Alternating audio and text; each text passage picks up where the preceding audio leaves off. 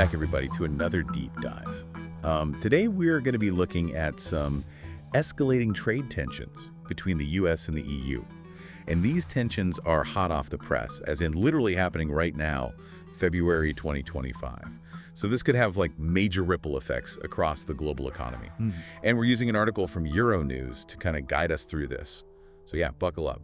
Yeah, it's definitely a developing situation. Totally. And we're going to try and unpack not just what's happening, but like the potential consequences. And we've also got some interesting quotes and perspectives from folks on both sides of the pond. Yeah, should be fascinating to see how this all plays out. So to set the stage, Trump just dropped this bombshell announcing a 25% tariff on aluminum and steel imports from the EU. Like, what does that even mean in real-world terms? Well, it means European companies that export these metals to the U.S. are going to be hit hard. Suddenly they've got this like massive increase in the cost of doing business. Right, so like their products just got a whole lot more expensive. Yeah, exactly. And you know those costs, they trickle down. They usually get passed on to consumers, which means higher prices for pretty much everything. Like think cars, construction materials, you name it. Oh, great. So like my morning coffee could get more expensive because of this whole trade war thing. It's not impossible. And it's not just about us consumers. American businesses that depend on those imported metals are also feeling the squeeze. They're stuck between either eating those extra costs or raising prices for their customers. Yikes. It sounds like a lose-lose situation all around. It's definitely a tricky situation, a lot of moving parts. Okay, so the U.S. throws the first punch. What's the EU doing about this? Well, they're not taking it lying down, that's for sure. They've made it very clear that these tariffs are totally unjustified in their view, and they're gearing up for a counterattack. Ooh, counterattack. What does that look like? It could be a tit-for-tat situation. You know, they might just slap tariffs right back on U.S. goods, maybe target things like agricultural products or manufactured goods. Okay, so like a trade war. It sounds a little familiar, though, right? Didn't Trump pull this same move back in 2018? Yeah, there are definitely some echoes of 2018. Back then, the EU retaliated with tariffs of their own, and it created a lot of uncertainty and disruption in the market. Right, I remember that. It was a whole thing. But this time around, the stakes are even higher. The global economy is already kind of on edge dealing with inflation and supply chain issues. Throwing a trade war into the mix could really send things into a tailspin. Yeah, no kidding. So we've got the U.S. and the EU facing off. But what's happening within the EU itself? Are they all on the same page about how to deal with this? That's the million-dollar question. You know, German Chancellor Olaf Scholz is pushing for a united front. He's saying that Germany, which is a major exporter, really needs the rest of the EU to have their back. But historically, getting the EU to agree on anything trade-related is like herding cats. Different countries, different priorities. Right, exactly. Different economic interests that don't always align. So like internal squabbles while they're trying to fight off this external threat. Yeah, it's a tough spot to be in. Because a divided EU is a weak EU, it sends a message that they're not a force to be reckoned with. And that could embolden the U.S. or other countries to push even harder with protectionist policies. Okay, so they need to get their act together if they want to stand a chance. Exactly. A united front is their best shot at pushing back effectively. And this is all unfolding as we speak. The EU Parliament is actually debating their response right now. Our Euronews article mentions a couple of MEPs who have very different ideas about how to proceed. Yeah, it's interesting to see these different perspectives playing out in real time. So you've got Jürgen Warborn from the European People's Party. He's advocating for continued negotiations, basically saying, let's exhaust all the diplomatic options before we jump into a full-blown trade war. So like the cautious approach, let's talk it out. Exactly. But then you've got Ratze Garcia from the Socialist Group. She's pushing for a more aggressive response, immediate targeted retaliation to basically show the U.S. they mean business. Okay, so like a don't mess with us kind of approach. Yeah, the idea is to hit them where it hurts. Make them think twice about these protectionist policies. I can see the logic there. But what would that actually look like? Like how do they hit them where it hurts? Well, Garcia's strategy would likely involve targeting specific sectors of the U.S. economy that are particularly vulnerable to trade disruptions. Maybe focus on states that are politically important to Trump or industries that rely heavily on exports. The goal is to inflict enough economic pain to force a policy change. That sounds risky, though. What if it backfires? Like, what if instead of backing down, the U.S. just digs in even deeper and escalates the whole conflict? Yeah, that's the big worry. Trade wars are notoriously unpredictable. There's always that risk that they spiral out of control, and that could lead to wider economic instability and even geopolitical tensions. Yeah, like a global game of chicken where nobody wins if you actually crash. Exactly. That's why a lot of experts believe that dialogue and diplomacy are still the best way forward. It all feels very precarious. Yeah. Like one wrong move and everything could blow up. It's a delicate situation, for sure. A lot of factors at play, a lot of potential consequences. So where do we go from here? Like, what happens next? I mean, it does feel like we're at this kind of turning point, right? Because if these trade tensions keep escalating, could this be the start of a bigger shift away from globalization, like towards a world economy that's more fragmented? Yeah, it's a real possibility. We're seeing this resurgence of economic nationalism and protectionist sentiment in lots of different parts of the world. Countries are becoming more focused on shielding their own industries and jobs, even if it means putting up barriers to trade. I guess that makes sense. But why now? Like, what's driving this shift?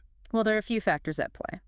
Globalization has led to huge economic growth over the last few decades, but those benefits haven't been shared equally, Lots of people feel like they've been left behind, and they're looking for someone to blame. Right. So politicians like Trump are tapping into that anger and anxiety. Exactly. They offer these simple solutions to complex problems. Bring back jobs, protect our industries, put America first. It's a really powerful message, especially when people are feeling economically insecure. Sure. But are those solutions actually that simple? Don't tariffs often end up hurting the very people they're supposed to help? Often, yeah. When you increase the price of imported goods, it's consumers who pay the price. And businesses that rely on those imported materials also suffer. They have to either absorb those higher costs or pass them on to their customers, which can lead to job losses and an economic slowdown. So it's like this vicious cycle. Tariffs lead to higher prices, which lead to lower demand, which ultimately hurts the overall economy. Yeah, that's the danger. Yeah. And it's not just the direct economic impact. Protectionist policies can also damage relationships between countries. They erode trust and make it harder to work together on global challenges like climate change or pandemic. Right. It's like shooting yourself in the foot. In a way. Yeah. Okay, so if we're heading down this path, what are some possible scenarios for the future? Like, what are the best and worst case outcomes we could be looking at? Well, the best case scenario is that cooler heads prevail and the US and the EU manage to hammer out some kind of agreement. Fingers crossed. Yeah. It would probably involve both sides giving a little ground, Yeah. maybe reducing some tariffs or finding ways to address some of those underlying trade concerns. That would be a relief. What about the worst case scenario? Like, what's the nightmare scenario here? The worst case is that this escalates into an all-out trade war, with both sides just slapping more and more tariffs on each other's goods. Yeah. That would be devastating for both economies and for the global trading system as a whole. And potentially lead to political tensions, even military conflict. It's definitely a possibility. Trade wars have a history of escalating into wider conflicts. We saw this in the 1930s when protectionist policies contributed to the Great Depression and helped set the stage for World War II. That's a scary thought.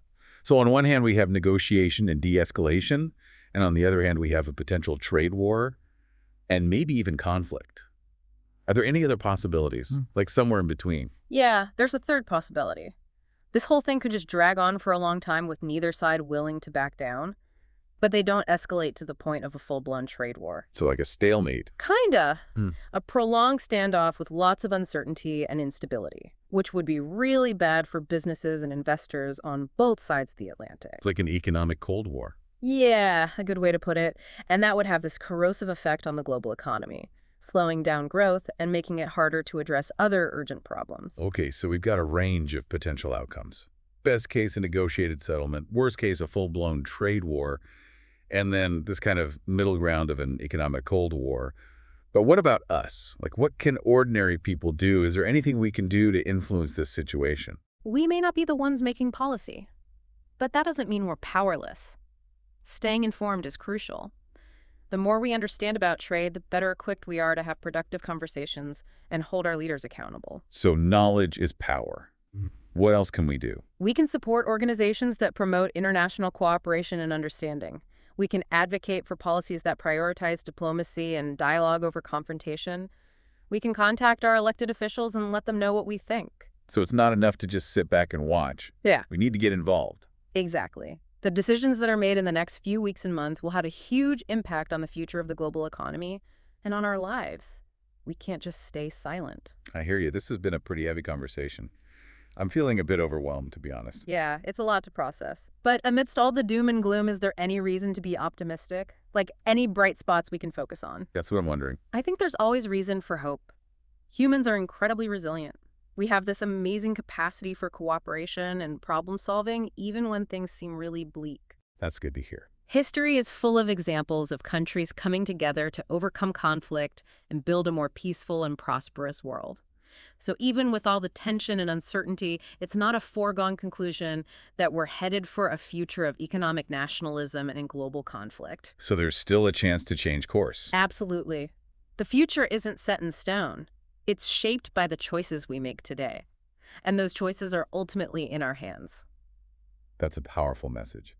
And a good reminder that we all have a role to play in shaping the future. I think so. Well, this deep dive has definitely given us a lot to think about. We've looked at the immediate triggers of this trade spat, the economic and political consequences, and the different scenarios that could play out. We've also explored the historical context, the rise of economic nationalism, and the role that ordinary people can play in creating a more cooperative and peaceful world. It's been quite a journey, and we're not done yet.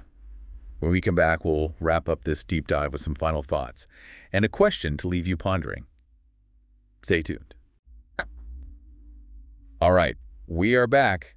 And, as we've been digging into these trade tensions, I keep thinking, is this just the tip of the iceberg? Is this US-EU clash a symptom of something much bigger happening in the world? It's a good question to ask. I mean, we've talked about economic nationalism, but what does that really mean for everyday people? If this trend keeps going, what kind of world are we moving towards? Yeah, that's what I'm trying to grasp. It's easy to get caught up in the headlines.